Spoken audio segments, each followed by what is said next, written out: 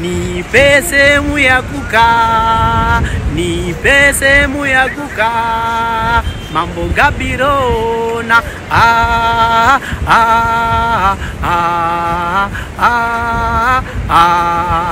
Mambo Gabirona, iwo pekugara, dipe iwo pekugara. Mambo Gabirona,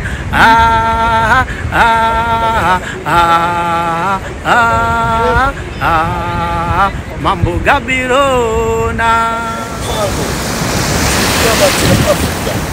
Kunabatira matambudziko tauya kuzopfugama tiri mukati mesaisa regungwa tichida kuti wese ane matambudziko, wese ari kutumikwa zvitoma, wese ari kuroyewa zuva ranhasi kana ramangwana zvisachauya kana zvouya chivaiwe nesaisa remvura.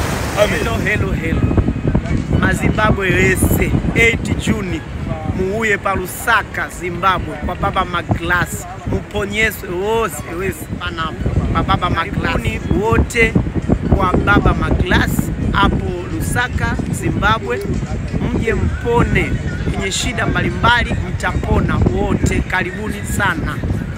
Amen.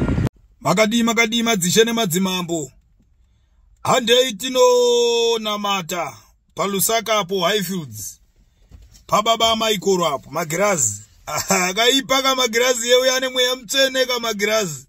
Handei tino namata torega kungotaura tichingopindura tiri kure. Handei handei varume tinoita zvokunamata. Ana Magirazi mbiri yavo ndeye kunamatawo, kunamata chete, rudo chete. Ndendiriko ndichaenda ikoko, tozviziva kuti kuna vamwe vachataura zvavanoda kutaura. Aiwa, uyai mutaure tiripo, uyai titaure takatarisana uso neuso. Handei tinonamata naMambo Magirazi, Tenzi Michael, maita basa, regedzai ndikusiyei.